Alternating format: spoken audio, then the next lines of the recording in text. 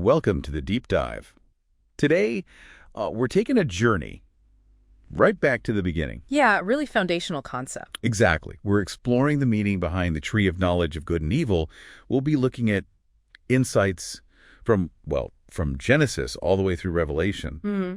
And our mission for you is to figure out not just what this tree was, but why its lessons are, frankly, still incredibly relevant today. Yeah, it's often a bit misunderstood, I think, but as we unpack these sources, you'll really see how central it is. It helps us understand, human nature, temptation. Okay, let's dive in then. Starting with Genesis 1. God creates humans. His image gives them dominion. Right. Over everything. Fish, birds, animals. Now, that word dominion, it sounds like total power, doesn't it? Almost absolute control. It does sound that way. But the sources make a really key distinction here. Which is? God entrusted creation to Adam. He didn't just hand over the ownership papers. Adam was a steward. A manager. Ah. Okay. So everything still belonged to God. Exactly. It was all God's property. And the animals obeyed Adam. Well, not because Adam had some kind of magic power. Right. No, it was because God told them to. Adam's job, his core responsibility, was managing God's world, according to God's rules, with love. And remembering his own place. Critically, remembering he was also a created being. He had to obey God first before he could command anything else. It's a powerful idea for any kind of leadership, really. Steward, not owner. That definitely changes things. Which brings us to the big question. Why? Why put the tree of knowledge there at all? It feels, like a test he was bound to fail, a setup. Yeah, I get why it feels that way. But the text suggests something else. That tree, it was like a constant physical reminder for Adam. A reminder of what? That everything he had, even himself, belonged entirely to God. Its purpose was to make him pause, remember he was God's possession, to think, speak, act, only according to God's will. So living out that love for God and neighbor we hear about? Precisely. It was a check against, tyranny. A reminder that Adam wasn't the ultimate authority. He was still just a creature under God.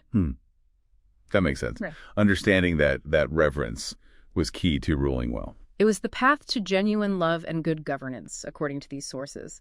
Think about it. How often do problems arise today when we forget there's any authority higher than ourselves? That's a very relevant point. Okay, let's shift to the temptation itself. Genesis 3. Eve sees the tree as good for food, pleasing to the eye, and desirable for gaining wisdom. This seems like the blueprint for temptation. Does it still apply?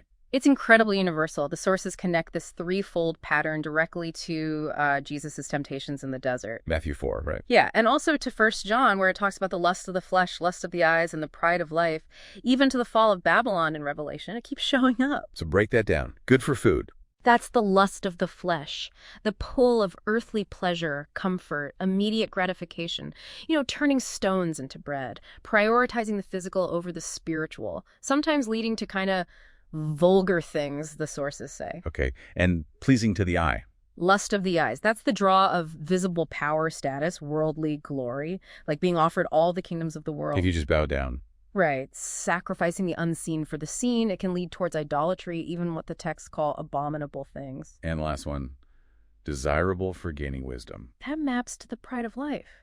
It's like wanting to throw yourself from the temple pinnacle just to prove something. To get applause, admiration. Exactly. That desire for human approval, for self-importance, it's based on lies, really. Trying to test God or even take his place. Yeah. Choosing to be loved by people instead of by God. Wow. So what seems so appealing, the delicious, the shiny, the status-giving, was actually vulgar, abominable, and lies. Designed to sever that connection with God. That's the interpretation, yes. Earthly pleasures are fleeting, worldly splendor is ultimately empty, and self-importance is an illusion. And the serpent's core message. There were specific lies, weren't there? Two big ones. First, you will not surely die. But Adam did die. Spiritually, separated from God, and physically, eventually. Right. He returned to dust. And the sources warn about a potential second death if there's no turning back. Okay, and the second lie. You will be like God, knowing good and evil. This is crucial. The result wasn't becoming godlike, it was. Well, Adam became his own god, in a way. His own standard. Exactly. He started deciding what was good based only on what benefited him, even if it was objectively bad, and calling bad anything that inconvenienced him, even if it was actually good. Oof.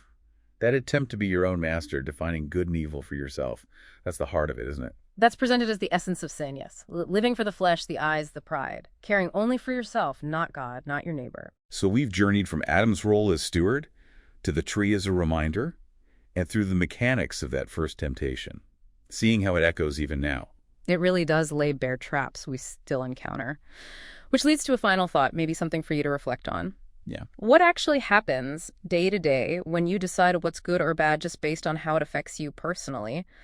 How does remembering that maybe you and everything you have are more like entrusted gifts? How might that change the way you face those temptations of pleasure, power, and pride?